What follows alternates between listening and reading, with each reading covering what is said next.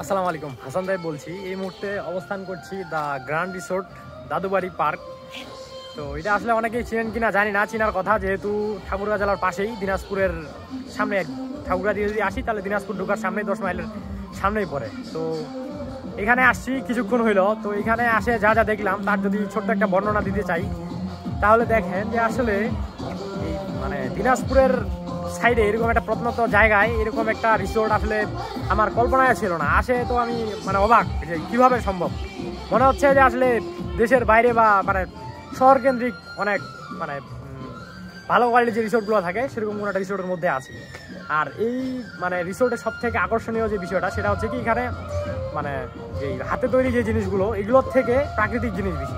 আশেপাশে যদি দেখাই আপনাদেরকে, দেখেন সব সময় সবুজ গাছগাছালা। এরপরে এই কি গাছ বলে আমি তো গাছের নামই জানি না, এখানে ফুলের গাছ। এরপরে দেখি আম গাছ অনেক ঐতিহ্যবাহী। এরপরে ওই সাইডে দেখলাম যে বাঁশ গাছও আছে। তো আসলে অবাক হয়ে গেলাম এরকম একটা জায়গায় এরকম একটা রিসোর্ট দেখে। তো আশা করছি আপনাদেরকেও ভালো লাগবে, একবার আসে যে ঘুরে দেখতে পারেন আর কি। আর চিন্তা করছি এটা নিয়ে একটা ব্লগ বানাবো। ব্লগ তো আসলে বানাবো কীভাবে, ব্লগ আর তো না। তো যেটুকু আসলে উপস্থাপন করা যায় আশা করবো সেই ভিডিওটাও দেখবেন, দেখলে পরে কিছুটা ধারণা পাবেন এই রিসোর্টটা সম্পর্কে। ধন্যবাদ।